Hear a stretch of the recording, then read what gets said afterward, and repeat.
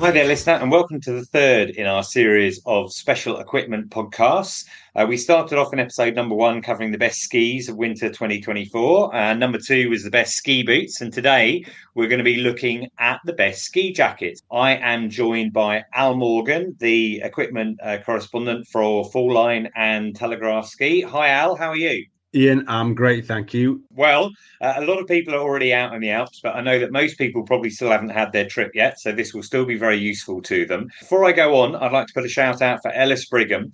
This special episode of the Ski Podcast has been made possible by them. Ellis Brigham are the winter sports specialists with 16 shops around the UK. We can find all kit you need for this winter. Alternatively, you can just go to their website and buy online now. And I mentioned that Al is an equipment expert.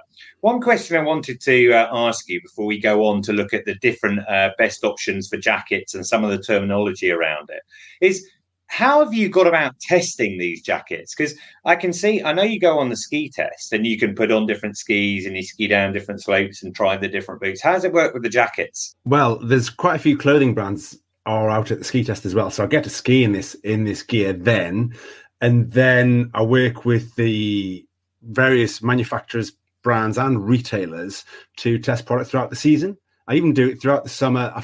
I know this on a podcast listeners can't really see, but there's probably 20 or 30 jackets behind me right now. So I'm continually playing with these products and seeing what their strengths are, what their weaknesses, so I can advise people on what's the best product for them. And I can vouch for Al, listener, that he's got a whole pile of jackets behind him there. What about the women's jackets? How have you developed your thoughts about those? Well, testing, especially if we look at Fall Line, there's a whole group of us testing, males and females. So I get to ski with women who are using this product, and we all talk about how they perform, what the feedback is like. And actually, I get to ski in some of the women's clothing as well. And some of my favorite products, if we look at skis, for example, some of my favorite skis throughout history have been women's specific skis.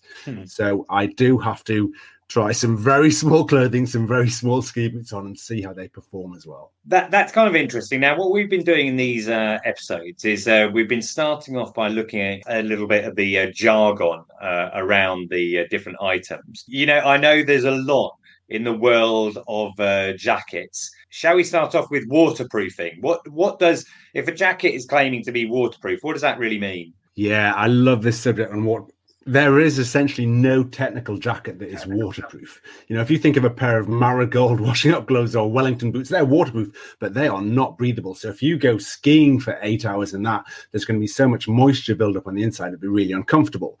So really, we're talking about water resistance. This is how the jacket protects you from rain coming in. So there's various ways they can do this. They can coat the fabric, they have different technical membranes.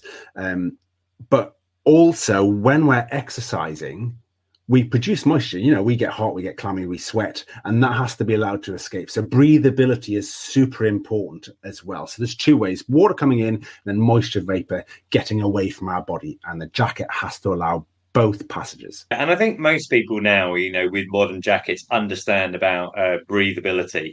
Obviously, you've got elements like zips, you know, and like my ski jacket, has zips under the arms as well, so I can get extra ventilation in there as well as kind of undo it on the front. But we're talking about the material here. These days, modern materials allow breathability, right?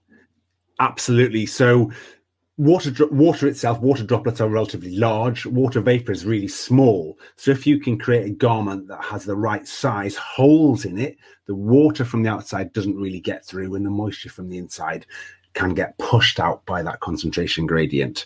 And actually, in a lot of the modern technology, so most people will probably heard of Gore-Tex. That's probably the most famous waterproof membrane, but that's not the only one that exists. There's loads of others, Drymax, Sympatex, and then brands have developed their own. In recent years, the North Face developed Futurelight, but this has excellent breathability. So we've seen massive inroads made in how a garment can perform when you're exercising. Okay. And then we talked about, waterproofing versus being water resistant. But if you're looking at different jackets, then a way of assessing how much investment, what kind of technology they have, comes down to taping as well. Taping's an important part of it, right?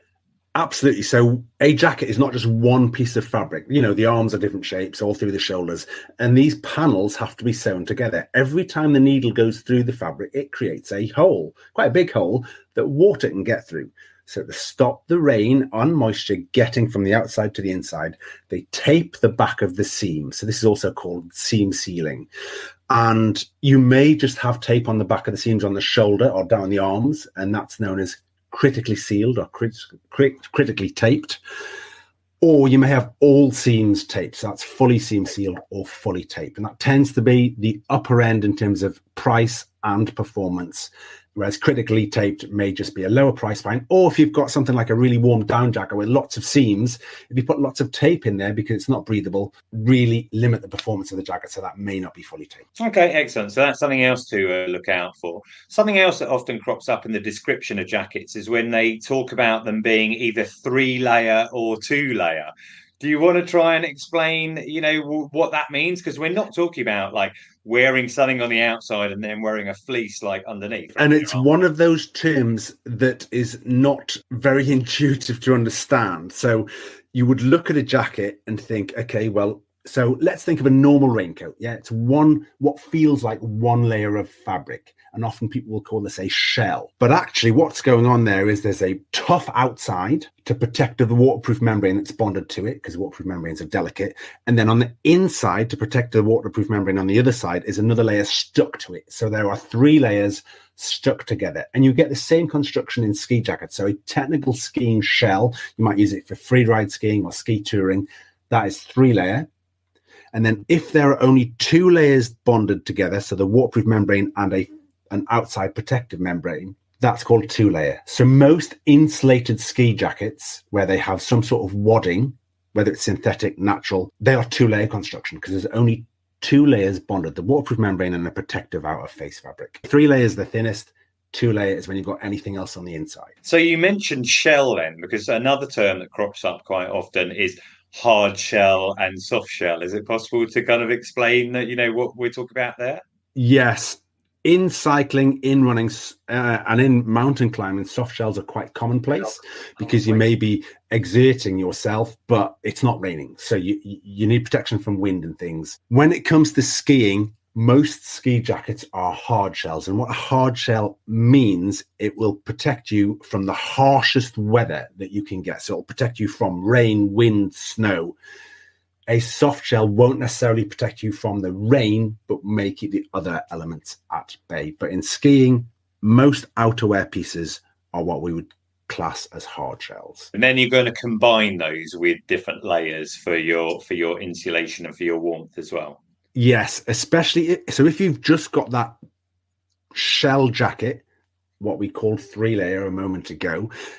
If you want any warmth, you have to build insulation under that. So you may put a fleece under it, or some people use a hoodie. I'd rather go with a technical clothing like a fleece or an insulated mid-layer, and then you have a base layer on the bottom just to get the moisture away from your skin. Typically, my example would be, I've got a base layer. I wear a fleece, like a Patagonia fleece, and then I've got my hard shell jacket on top of that. Yeah, the easiest way is to think of a shell jacket has no insulation or very little insulation at all. So if the inner fabric is, let's say, merino wool, that will give a bit of warmth. But really, it's to keep the rain out, and you put other layers in for warmth. And then also when we talk about jackets, there are a number of features as well. Now, there are all sorts of features that jackets can have, but I think there were 2 in particular that you wanted to talk about. And one of them was like powder skirts and the other was Recco. What are those 2 things? Most things on a jacket, a helmet compatible hood or a wrist gaiter or a lift pass pocket, they kind of explain themselves. A powder skirt is inside the jacket. It's elasticated and you do it up around your tummy. Now, it is called a powder skirt. The original intention was that this is to stop soft snow coming up from the inside your jacket from below. But really, if you're going to be skiing that kind of soft powder snow, you're going to be off-piste. If you're off-piste, you should have an avalanche transceiver, a shovel, and a probe. So you'll be wearing a backpack to carry the shovel and probe. Backpacks have waist straps. They cinch the jacket around your waist. So you don't need that powder skirt. What they are brilliant at is keeping warmth in, stopping any wind blowing up from underneath. So I just think the name powder skate is a bit of a misnomer. And actually, a lot of professional skiers that I know remove the powder skate if they can, because it just adds bulk. It's more to fasten up and undo every time you take your jacket on and off. They are comfy, they keep things warm, but really they aren't for powder. Okay, that's really interesting. What about the Recco? They're on pretty much like every jacket these days, are they? Yeah, you get Recco on many jackets, especially higher price point jackets, and on jackets when you're going to be skiing away from the groomed terrain. You get them in helmets, all sorts of different bits on pants as well. It's a passive unit, so it's a little reflector. It's called a Recco reflector, and it's just sewn or bonded into the jacket somewhere. It's very soft, feels like a little patch of rubber. It is not a replacement for a transceiver. If you're going to be skiing off piste, the best people to help anybody caught in an avalanche are the other skiers with them, because you've got a very short, typically a 15-minute window we look at. The Recco helps rescue teams find you if they are called in. So they can have a unit, they could fly over the area in a helicopter, and then they could help locate you. And it also helps to find people who may have gone missing. Disappeared in some words, the rescue teams can use their Recco unit to find these passive devices in your clothing, but they are not a replacement for a transceiver. Okay, and in our other episodes, about skis and about ski boots, we talked about sustainability, because that seems to be a feature of everything these days. What are the big changes and trends in terms of sustainability and how jackets are made? This is a huge topic, and it's not really something new in clothing. The first example that I talk about in sustainability is when you buy a new coat, it rains, the water beads up on the jacket and runs off. That's something called a DWR, a durable water repellent treatment or coating. That wears out. There's ways you can reproof that, but that has classically been made using perfluorinated compounds known as PFCs. And there's a whole family that fits within this broad umbrella. The problem with PFCs is, well, the benefit of PFCs is that they're very durable. They work amazingly well. The issue is that when they accumulate in the environment, and they can persist for quite a long time, they can be toxic for animals, and on high levels, they can be toxic for humans. At lower levels, we don't fully understand, how detrimental they can be, but they aren't a good thing. So clothing brands have been moving away from using PFCs in this DWR treatment, but actually the waterproof membrane in clothing can also include perfluorinated compounds. People will have heard of Patagonia. Patagonia have done lots in terms of sustainability and the environmental movement for clothing. They've worked with Gore-Tex in recent years to develop new membranes that move away from the use of PFCs. So in 2022, they launched some Gore clothing with the new membrane in. And then for this season, we're actually seeing more brands use that, which is absolutely brilliant. There's proposed legislation changes in the EU and in California, and other countries are coming on board to ban PFCs by 2025. So we will see a lot of changes here. Is that proposed, or is that definitely happening? At the minute, it's only proposed. I haven't heard for certain if it is happening, but it looks exceptionally likely. And to show how significant this change is, Gore is a massive multinational corporation. They are changing their operations to satisfy the proposed legislation that's going to come in. Within the space of technical outdoor clothing, everybody is taking this very seriously, and we're making big changes on that side of things. Okay, and like in relation to skis and to a certain extent the boots as well, we're seeing more recycled materials being used in the construction of jackets. Yeah, which is brilliant. So we use the term face fabric for this outer protective layer. So we're seeing fully recycled materials, so 100% recycled materials on the outside. We're seeing recycled materials on the inside of jackets as well, but also the insulation. So there are some big names in insulation, the likes of PrimaLoft, the likes of Thin Slip, and then brands have their own versions of these as well. If we look at PrimaLoft, for example, then they have different levels, and within these they can have eco versions where they have a proportion of recycled materials. There's one called Ocean Bound, and that's where they take materials from coastal locations, and that's how they get the recycled materials for that. So it's really, really good. One of the jackets that we will talk about, not to give a spoiler, is completely recycled. It's fantastic, and it's also mono material. So it's made from one kind of material, not made from, say, polyester and nylon, one kind of material to make it easier to repurpose and or recycle at the end of its life. So it's exciting to see these changes happening with technical clothing. Okay, well, we will find out what that one is going to be. I mean, something that we've referred to before is that the most sustainable item in your wardrobe is the one that you already own. There's a lot of elements in looking after jackets as well, in terms of how you can go about that and advice for that, and increasing the life of the jackets. Yeah, and I think this last point is really valid. So, people wash their daily clothing, it's a normal thing, but how do you wash technical clothing? So do you just put it in the washing machine with a normal detergent? Well, no, absolutely not, because that can cause issues in blocking the pores in the jacket, and you're really limiting the performance, that breathability of it, never mind just the waterproofing.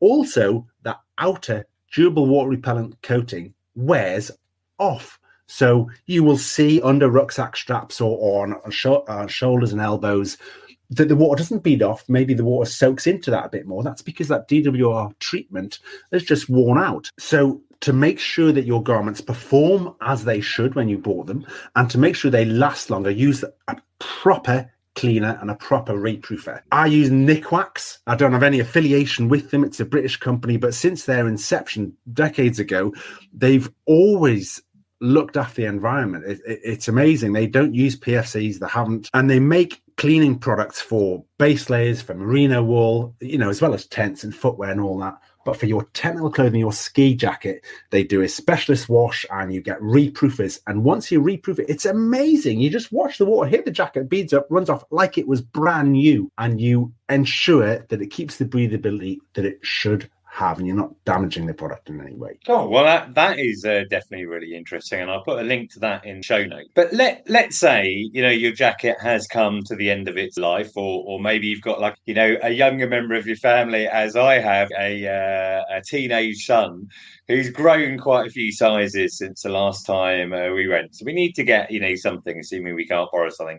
We've picked out, or I've asked you to pick out, your 5 best buys for this winter, covering different ranges, different areas of the market. So where do you want to start with that there now? There are so many amazing jackets out there, but I've narrowed it down to 5. So we're covering some pieces that have warmth insulation in it, from real high price point down to coming in at a much more affordable price. But I want to fit in things that hit different consumers, different price points, and different constructions. So the first one, there is a company called Spider that people may be aware of. Now, sometimes people think of Spider as making kind of jackets for older skiers, but they have a whole youth line. So the jacket that I want to talk about is the Vanqysh Gore-Tex, and it brings in a blend of this insulation and features with a kind of younger look, and it feels as though it suits just a massive spread of consumers. But the thing that I really love about this jacket is just the quality feel of it, the stretch. So it's got a really dynamic stretch in the waterproof membrane and the insulating layers. And it's just got loads of features. So you can take the powder skirt off, you can take the hood off, so you can wear the jacket about town, which actually brings in value. Now, is a higher price point. It comes in at £750. But, you've got really nice inner wrist gaiters. You've got loads of pockets in there. It's available in a whole range of colours. And you've got Gore-Tex membrane, so that has their guarantee to keep you dry, and it just makes sure that no matter what the weather throws at you, you're going to be protected when you're out in the mountains. And it just looks good, it feels comfortable, it's got a good amount of warmth. I think probably for most listeners, they're not going to necessarily associate Spider with a kind of older type of thing. It's just like a brand to them with quite a cool logo.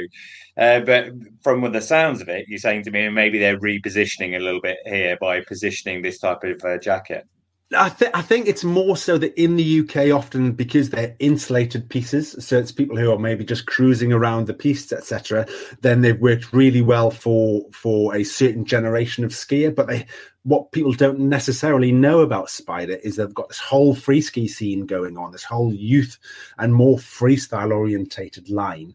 And the Vanqysh just blends those brilliant. Cool, that's really interesting. Okay, what's second on your list then, Al? So this is not an insulated piece. This is what we would call a shell. So this is from the North Face. North Face has a massive range, but they have a Summit series. These are their top performing, most technical pieces. This is the Verbier jacket. They do men's version and a women's version. They also do the Verbier jacket in their own Futurelight membrane, which we mentioned earlier. but this is the Gore-Tex one. So full-on weather protection, fully taped. It's £630, so it's quite a high price point. You would want to put something under that. When I've used this jacket, then I use it. They do a Cassaval mid layer, which is incredible. I think it's about £250, and that's a brilliant mid layer to pair with this. But this shell just has big dump pockets on the chest at the front, so they're out of the way of your rucksack strap, because really it's for going free ride skiing. It's got a really nice long cut, a really tall collar, which may not sound much, but when the weather's really blowing or the weather turns, it's fantastic to be able to kind of hunker down inside the collar of that jacket. Breathes really well, keeps all the weather out, and they do an amazing camo colorway in the women's jacket, and I just think it looks superb. Never mind how incredibly it performs. You mentioned a few things there that, because we've covered them earlier, you said it's fully taped, so we understand what that means there. It's a 3-layer shell, so we understand that as well. You need to use it with layers, and you mentioned the Cassaval, like mid layer, and then the free ride options. It makes sense what you're saying there about accessibility if you're wearing a backpack as well, to be able to get to everything. So, okay, cool. That's good, right? But it's still quite expensive, $629, particularly if you're buying a mid layer as well. So what about somewhere nearer the middle of the range, let's say? Well, just on that Verbier, it's $629 for that jacket. It's about £585 if you go for the Futurelight version. But the reason why I picked the Gore one is that's full weather protection, and if you're going into that kind of environment where you want full-on protection, that's a really good choice. Yeah, so sitting quite a bit cheaper at £500 is a ladies' jacket from Schofel. It's called the Miss Arena. This jacket, honestly, it just oozes quality. It is not about full-on weather protection. Yes, it's got a waterproof membrane in there, but it has down insulation, and it's responsibly sourced down, and it has PrimaLoft Gold insulation with an recycled content in there. You put this on, honestly, it just feels so expensive when you've got it on. The £500 price point doesn't kind of let you know how good this feels. It's very flattering, a really feminine cut on it. Very, very warm. Again, you can remove the powder skirt, you can remove the hood. So £500 might feel a little bit expensive, but if you've got a jacket you can use year round, it's pretty good value. Again, lovely little inner wrist gaiters. For me, it is one of the standout jackets this season. It's just a beautiful garment. Right. Well, we'll have a link to that in the show notes. Something you mentioned about that one there, you mentioned PrimaLoft, the insulation. And they're obviously, my understanding is then there's lots of different types of PrimaLoft insulation, because this one here, you said it has a certain proportion of recycled material making that up. So this one is, what did you say? It's gold? PrimaLoft Gold. It's PrimaLoft Gold Eco, so it has a 45% recycled content in there, and they combine that with down. So if you add PrimaLoft in there, which works much better if it does get wet, if it does get damp from moisture, say you're working really hard, it's a very warm day, then that PrimaLoft ensures that you still get good insulation if the down is compromised. It's just one of the nicest jackets. You put it on and you just feel $1 million. Honestly, it's really nice. All right, so next on your list, we're moving down in price. So what have you got next? Yeah, so we're dropping another £100 to around $400. This is the jacket that I hinted at before from Patagonia. It's called the Snowdrifter. They do lots of jackets with snow in the name, and it can be a little bit confusing, but this is a Snowdrifter. It uses their own waterproof membrane. It's completely PFC free. It's 100% recycled polyester. So this is a mono material jacket. Often you will have polyester on the outside and you may have a nylon material on the inside. This is 100% polyester, makes it far easier to repurpose at the end of its life. You get things like, you get the Recco reflector, get loads of different pockets in there. They do a bib pant that goes with it with a fantastic stretchy front, big pocket in there. And as a partnership with the jacket and pant together, work incredibly. I was skiing them quite a bit last winter. But the women's version in a cosmic gold colorway, there's an amazing tester that I was skiing with last season, and she was testing that outfit, and it just looks sensational. The colorway is brilliant. Their H2NO or H2NO, as people call it as well, waterproof membrane, performs really well. It brings it in at a much lower price point to getting a Gore-Tex version. Does exactly what you need on the mountain. But if you want a technical shell, if you want to be as environmentally friendly as possible, and you want something that's not going to break the bank, the Snowdrifter at £400, bang on. So therefore, to me, there is no surprise when you say you want to get something that's as environmentally friendly as possible, it's produced by Patagonia, who have this amazing reputation as a brand. To bring that into some of the things we discussed before. So it's completely PFC free. Yeah. It's 100% recycled mono material. You mentioned how it would be easier to repurpose at the end of its life. I mean, how would one go about recycling a ski jacket? This is, well, if anybody's listened to our ski episode when we talked about recycling skis, it's challenging because there's there's zips, there's zip pullers, there's the actual zip slider itself. There's lots of bits in a garment. So separating that all down is more difficult, but brands are working on how we can do this. And one of the best ways is by making a material that's making a garment that's made from one material. So if by just using polyester, they're not having to separate out different plastics, is probably an easier term, different plastics to be able to use them. Now, they don't say, so it's easier to recycle. They say it's easier to repurpose. And there are other brands that talk about this. So there's the next jacket I'm going to talk of is from a company called Picture Organic Clothing. And they talk about this as well. At the end of life of a product, because it is so hard to recycle, you can repurpose it. You can make other things out of the jacket. Yeah, well, then let's go on to that jacket then. You said it was a Picture Organic Clothing. What have you got from them? Yeah, this is the men's stone printed jacket. So again, this is bringing the price down slightly. This is £350. As with Patagonia, Picture are using their own dry play membrane in this. This is a PFC-free DWR treatment on this jacket.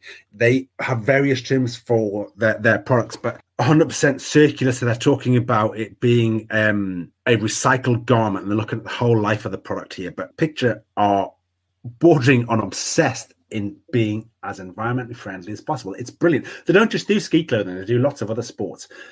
The main thing for this jacket, it's got a host of pockets. You get this protective waterproof membrane. It's fully taped. It looks amazing. It's got this fantastic kind of mountain and fir tree print around the top of it. It looks okay online, but in the flesh, it looks sensational. And then it's got a lining on the inside. It's not as heavily insulated as, say, the Vanqysh or the Miss Arena, but it's got a good amount of insulation, so you don't need to have a massive thick jacket underneath when it's really cold. And then in the spring, you're not overheating. It's just a brilliant jacket for year-round. And at £350, it's an excellent price. And interesting, similar to the Patagonia one then, no PFCs, recycled materials, but also they're using their own membrane. Now, is that related to the ability to make these things a bit cheaper? If you use Gore-Tex, do you have to, spend, pay them a lot to be able to use? So there's absolutely. They only work with certain companies, quite a lot of companies, but only certain companies, and they have a guarantee to keep you dry. This means that they have really high standards internally that Gore-Tex sets, and they only allow certain fabrics to be used in certain ways of manufacturing. You pay a license to be able to use it. Most brands will have their own membrane that they use. So in the Schofield Miss Arena, they use their Venturi membrane.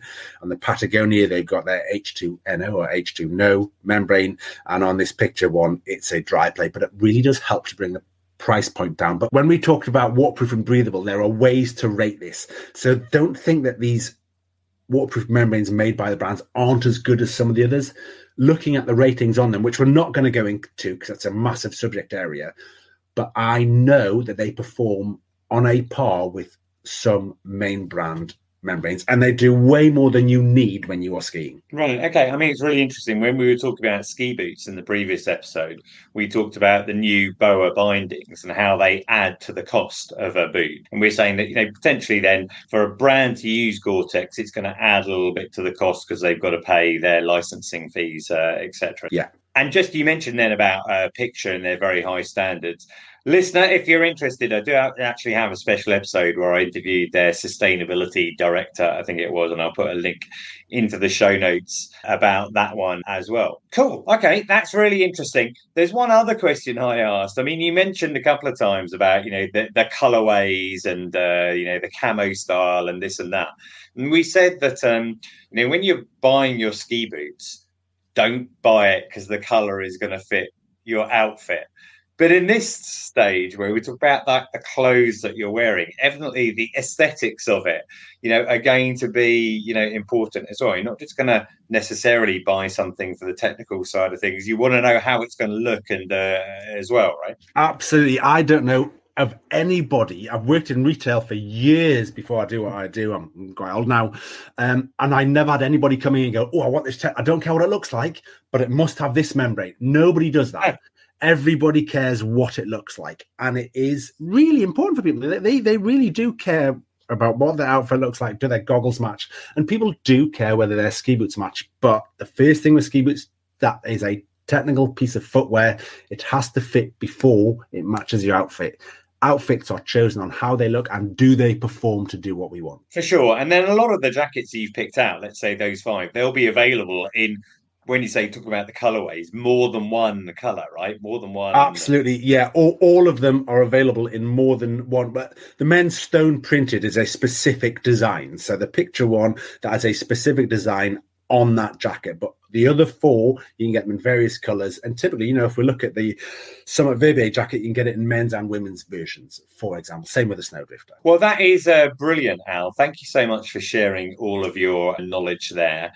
What we're going to do is we're going to come towards the close now. Just for the listener, should remind you then. So we've done one special already about skis, ski boots. This is jackets. And then to come over the next few weeks, we're going to be talking about gloves, socks, helmets and goggles as well.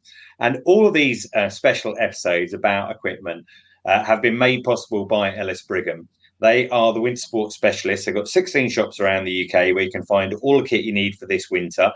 You can have a look on their website at ellis-brigham.com where you can buy online now. I'm going to put links into the show notes for all of the jackets that were mentioned today. I enjoy feedback about the show. I'd like to hear what you think, especially about all of these equipment episodes. So do contact me on social at the Ski Podcast or by email at skipodcast@gmail.com. And if you like the podcast, there are a couple of things you can do to help. Review us on Apple Podcasts or Spotify. It helps other people find us.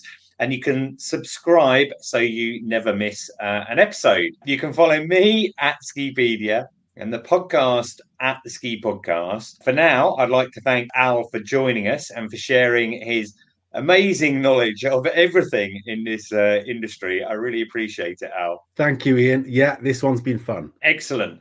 And otherwise, listener, thank you for joining us. And until next time, goodbye.